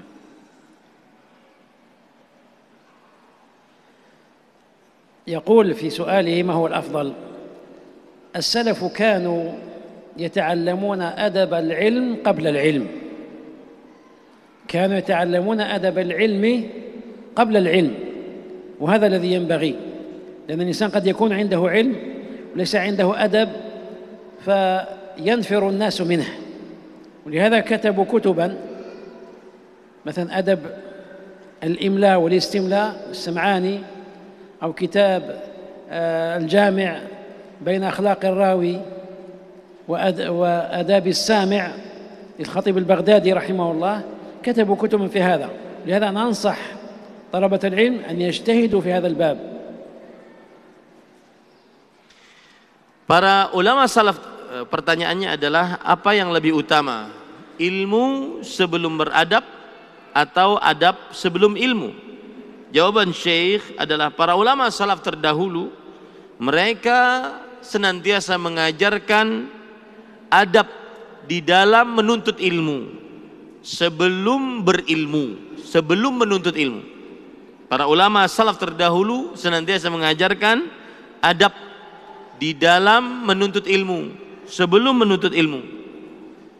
Karena sebagian orang yang tidak mengetahui adab di dalam menuntut ilmu, maka akhirnya nanti akan menjauh dari ilmu dan menjauhkan manusia dari ilmu. Dan oleh karenanya para ulama salaf banyak menulis kitab adab menuntut ilmu. Di antaranya yang ditulis oleh Imam As-Sam'ani, Adabul Imla wal Istimla. Kemudian Al-Jami' li Akhlaqir Rawi, Al-Jami' li Akhlaqir Rawi wa Adabis Sami'. نعم. بغدادي، الخطيب البغدادي. نعم. تفضل. لا إله إلا الله.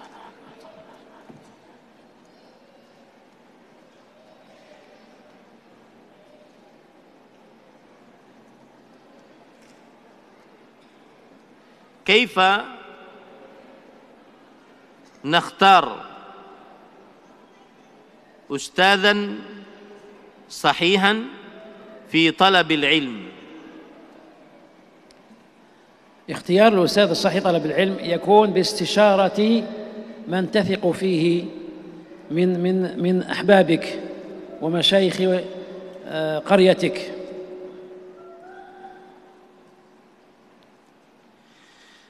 Pertanyaan yang selanjutnya adalah bagaimana kita bisa selektif dalam memilih guru? Jawaban beliau yaitu dengan bertanya, minta petunjuk kepada orang yang engkau percayai untuk memilihkan guru untukmu.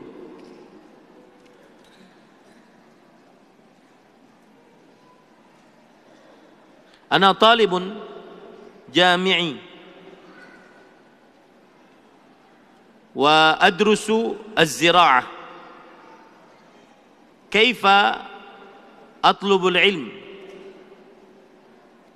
نعم، كل مسلم يستطيع أن يطلب العلم، لكن ليس كل علم يطلبه المسلم، إنما يطلب العلم الذي يعنيه. ما معنى هذا الكلام؟ الإمام مالك رحمه الله سأله رجل فقال: طلب العلم فريضة؟ قال: نعم فريضة. فذهب رجل ثم ناداه قال: تعال. قال: اطلب العلم مما يعنيك. بمعنى رجل عنده تجارة يجب عليه أن يعلم حكم الله تعالى في البيع والشراء حتى لا يقع في الحرام ولا يقع في الربا. كان عمر بن الخطاب رضي الله عنه يدخل السوق ويسأل الذين يبيعون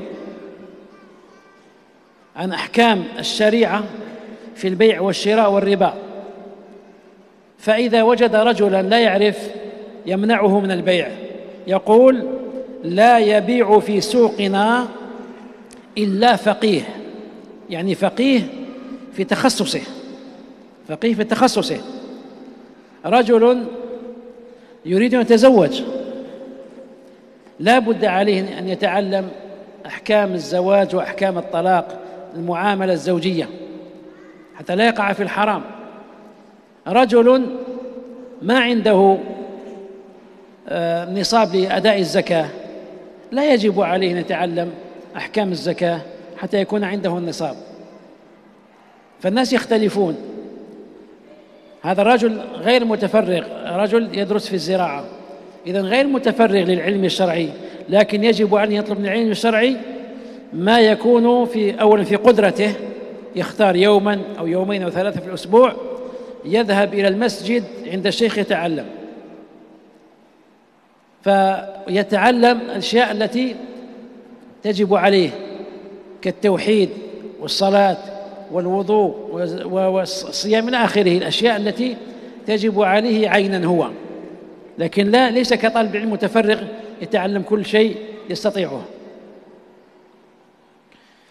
Pertanyaan selanjutnya, saya mahasiswa jurusan peternakan, bagaimana saya tetap mendapatkan ilmu yang berkah seperti belajar ilmu agama? Maka jawaban dari Syekh adalah setiap muslim bisa belajar ilmu, tetapi tidak setiap muslim bisa mempelajari ilmu yang selanjutnya. Kemudian ada seorang yang bertanya kepada Imam Malik, apa hukum menimba ilmu agama? Beliau menjawab, menuntut ilmu hukumnya wajib. Kemudian setelah itu beliau panggil lagi orang tersebut dan berkata, carilah ilmu yang bermanfaat untukmu. Seorang pedagang, maka dia wajib belajar ilmu tentang jual beli agar dia berdagang dengan baik dan benar, sehingga tidak masuk ke dalam riba atau menjual hal-hal yang diharamkan, sehingga penghasilannya halal. Umar bin Khattab radhiyallahu anhu, sahabat Rasul sallallahu alaihi wasallam, pernah masuk ke dalam pasar dan sering bertanya kepada orang-orang yang di pasar tentang ilmu dalam jual beli. Apabila ada yang tidak mengetahui tentang ilmu dalam jual beli, maka beliau melarang untuk berdagang, dan beliau mengatakan tidak ada yang berdagang di pasar kita kecuali orang yang faham tentang ilmu perdagangan. Itu maksudnya yang khusus tentang ilmu perdagangan, jual beli, sehingga jual belinya halal. Seseorang yang ingin menikah, maka dia wajib untuk mempelajari hukum-hukum pernikahan, hukum-hukum talak, hukum-hukum yang berkaitan dengan hubungan antara suami istri. Oleh sebab itulah hendaknya seorang yang menjadi mahasiswa di jurusan peternakan, dia belajar apa yang paling wajib bagi dia sebagai seorang muslim. Dia mempelajari perkara tauhid, perkara salat, perkara wudu, perkara bersuci, dan perkara puasa dan lain-lainnya yang tidak boleh seorang muslim untuk tidak mengetahuinya.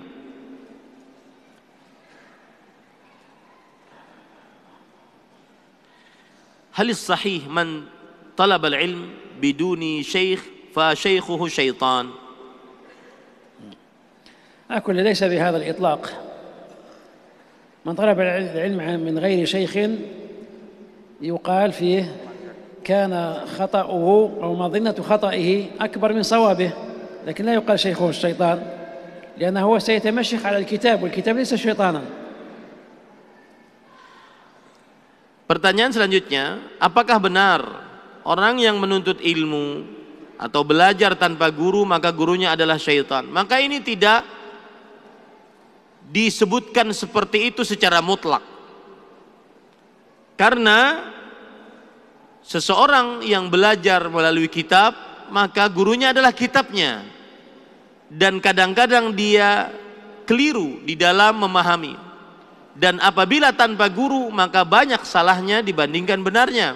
Tetapi tidak dikatakan gurunya adalah syaitan, karena gurunya adalah kitabnya. Wallahu a'lam.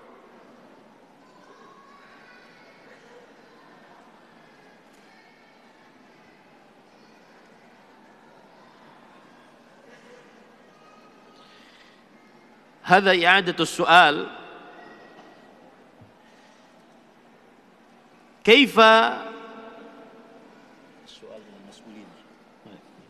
كيف نبحث أستاذا أفضل لتعليمنا في المسائل الدينية والشرعية. هذا أظن كسابقه بارك الله فيكم من الأسئلة. أنتم عندكم الشيخ أحمد البنجلي هنا في هذه المنطقة، ولا شك عندكم غيره ممن يدعون إلى التوحيد والسنة الصحيحة. هؤلاء تستعينون بهم، تقولون لهم علمونا وإلا فدلونا على من يعلمنا، بمعنى الناس بالناس، كل واحد يعرف من الناس من هو ثقة عنده فيسأله، وكل واحد يتعلم دينه. شوفوا يا إخوان، تعلم الدين ولو قليل قليل قليل سينتج شيء الكثير، لكن لا تتركوه. Ini pertanyaan seperti yang sudah disampaikan tadi, dan yang paling utama adalah hendaknya seseorang mencari guru yang mengajarkannya kepada tauhid dan sunnah. Caranya yaitu dia bertanya kepada seseorang untuk mengajarkan kepada dia tauhid dan sunnah, atau dia bertanya kepada seseorang agar seseorang tersebut menunjukkan kepada seorang guru yang mengajarkan kepada tauhid dan sunnah. Dan semestinya seseorang belajar agama sedikit demi sedikit sehingga dia mengetahui perkara-perkara agama dan bisa mengamalkannya.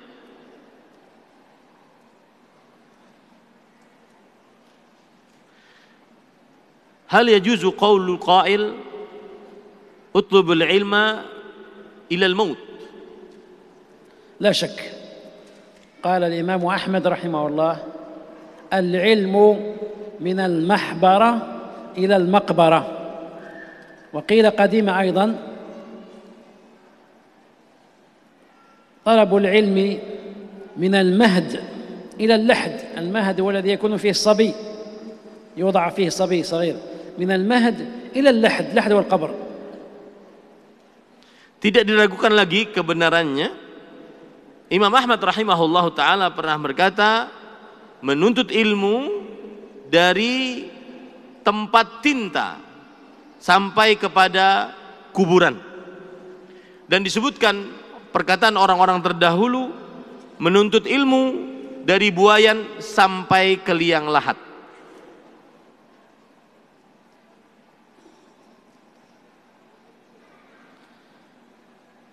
Yatlubun nasihah من الشيخ حتى ينشط في طلب العلم الشرعي ولا يفضل علم غير الشرعي. الذي ننصحك في هذا أن تلزم حلقات العلم.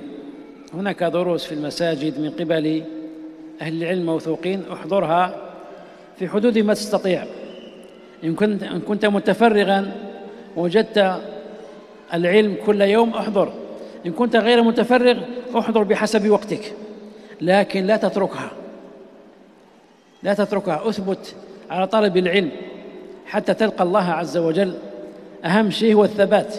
تستطيع يومين في الأسبوع تحضر، احضر يومين في الأسبوع، لا تتركها أبدا. خذ معك أهلك، أبنائك وزوجتك وأولادك حيث يتعلمون، هذا مهم جدا، لأن زوجتك تعينك وأنت تعينها. فإذا كسلت، أصابك الكسل، تقول لك اليوم عندنا درس نمشي، وهكذا. Pertanyaan selanjutnya adalah pencerahan agar semangat menuntut ilmu agama, bukan hanya ilmu umum. Maka Syekh menjawab bahwa hendaknya seseorang melazimi majlis-majlis ilmu. Hendaknya seseorang meluangkan waktu untuk hadir di majlis-majlis ilmu. Apabila dia sempat meluangkan khusus waktu untuk menghadiri majlis-majlis ilmu, maka ini adalah baik. Jangan sampai meninggalkan menuntut ilmu. Kalau seandainya seseorang dalam sepekan bisa 2 hari, maka dia menghadiri 2 hari tersebut. Tolong menolonglah di antara suami istri, bawa anak dalam menimba ilmu agama. Ini penting sekali karena istri akan menolong suaminya, suami akan menolong istri dengan menimba ilmu agama tersebut di dalam perkara-perkara agama.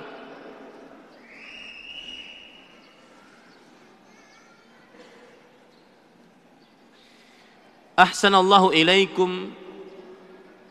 اسمح لي أن أسألكم، يقال للمرأة لما لم تلبسين الحجاب؟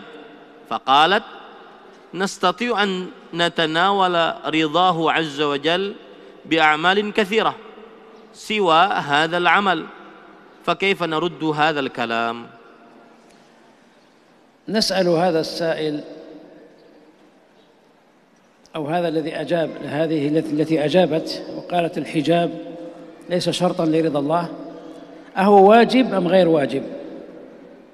فإذا كان واجبا، لأن الله تعالى يقول يا أيها النبي قل لأزواجك وبناتك ونساء المؤمنين يدنين عليهن من جلابيبهن.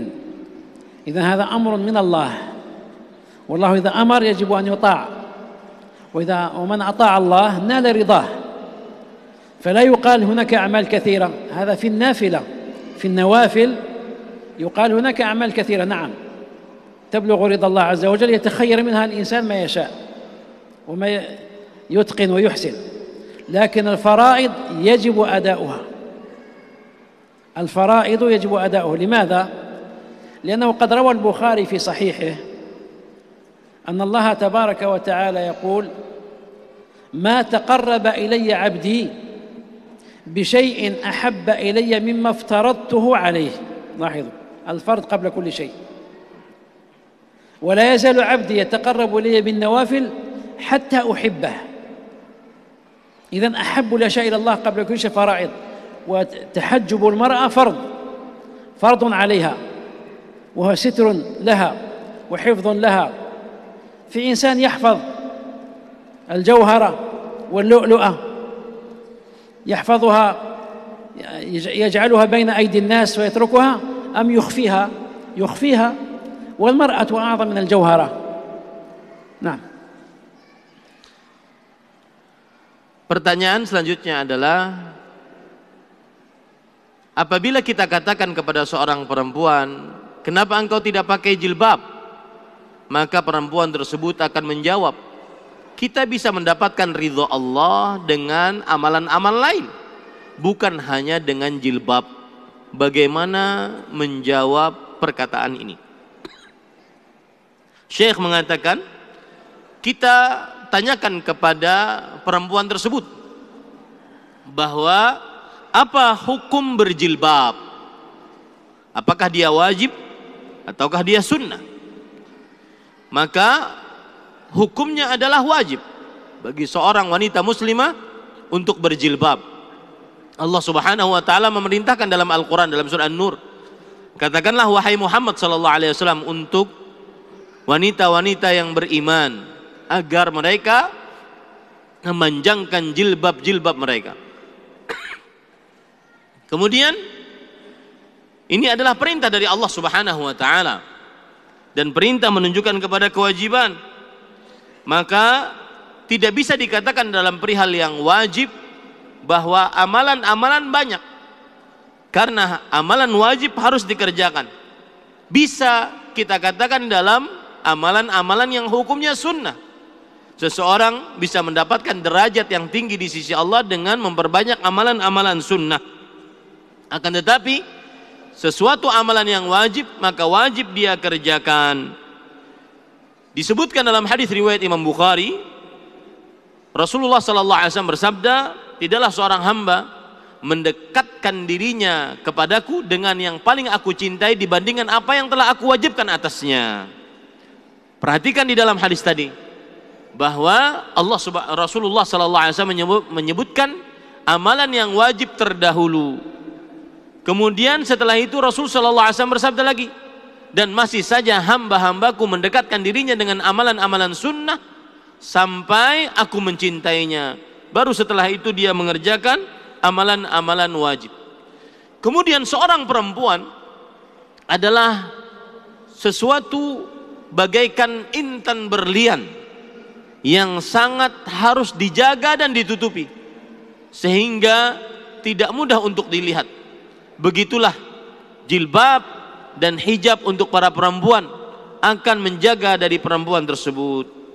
Allahu a'lam. Hal hunaka ilmun yuqalu ilmun ladunni barakallahu fikum. العلم اللدني زعم قوم أنهم أخذوه من قول الله تعالى وآتيناهم من لدنا علما في الخضر عليه الصلاة والسلام، وهذا في حقيقة أمره تفسير منحرف. وآتيناه من لدنا أي من عندنا علما، وهو كما قال البخاري والشافعي رحمهما الله تعالى وغيرهما نبي، لقوله في سورة الكهف وما فعلته عن أمري. إذن فعل ما فعل بأمر من الله، ولا يوحى إلا لنبي، لا يوحى إلا لنبي، فأوحى الله تعالى إليه، فهو نبي علمه الله تعالى علما لم يعلمه بعض الناس الآخرين. هذا كل ما في الأمر، كما أن الله تعالى علم موسى عليه الصلاة والسلام علما لم يكن عند الخضر.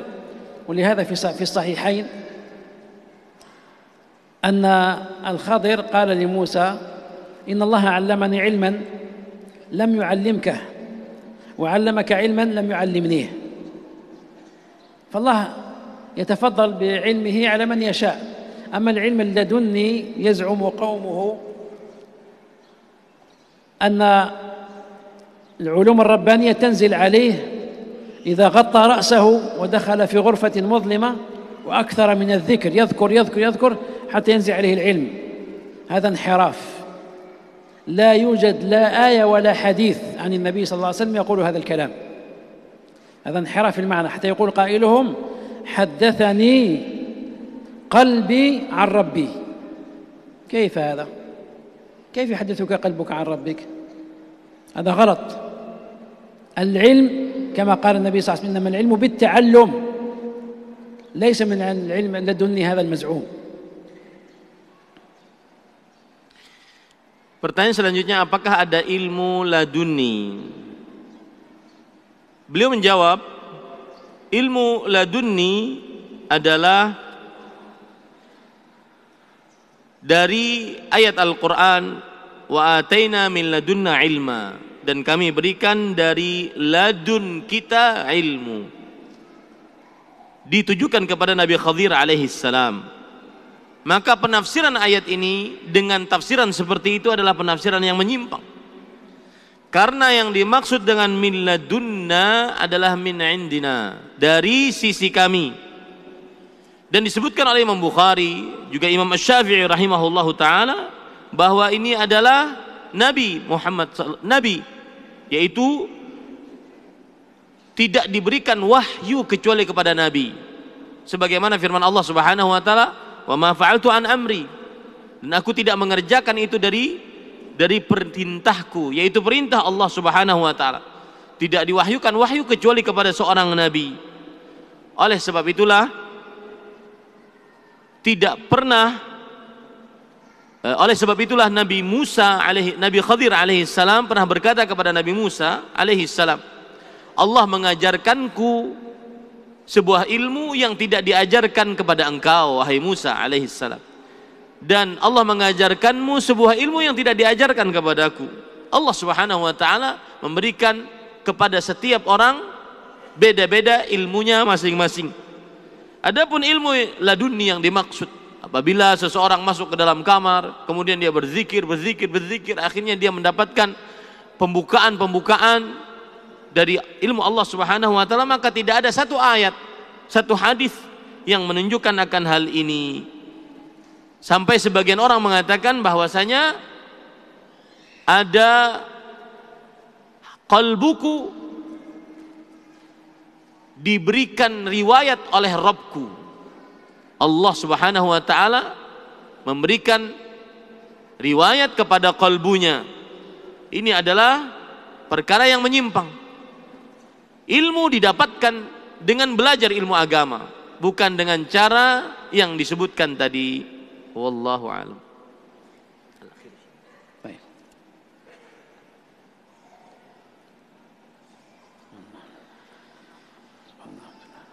Nahnu musinnun, fakaifa natlubul ilm fi akhir umrina. Barakallahu fikum. عمر بن الخطاب رضي الله عنه دخل في الإسلام متأخرا، سبقه شباب إلى الإسلام، ومع ذلك عمر بن الخطاب سبقهم إلى حسن الإسلام وهو كبير. إذا كان المحرك الذي هو القلب قويا وأنت كبير في السن تستطيع أن تطلب العلم. اطلب العلم سيما أنت مسن، بمعنى أظنك متقاعدا متفرغا، إذن إلزم المساجد التي فيها علماء السنة، تعلم على أيديهم وسترى الفتح من الله. العلم يا إخواني قطر، العلم قطر، قطرة وقطرة وقطرة وقطرة يصبح بحرا بإذن الله. Pertanyaannya, apakah kami yang berumur ini masih bisa mengejar ketertinggalan? Mohon bagikan tipsnya. Jawabannya adalah Umar bin Khattab radhiyallahu anhu, beliau masuk Islam dalam keadaan sudah berumur.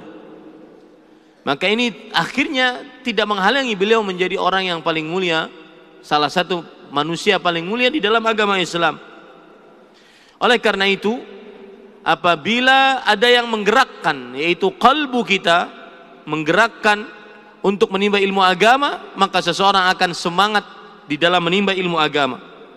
Teruslah melazimi majlis-majlis ilmu, karena ilmu itu bagaikan rintik-rintik hujan. Apabila rintik-rintik itu terkumpul, maka dia akan menjadi lautan. Begitulah ilmu. Dia awalnya titik saja, kemudian akhirnya menjadi lautan ilmu.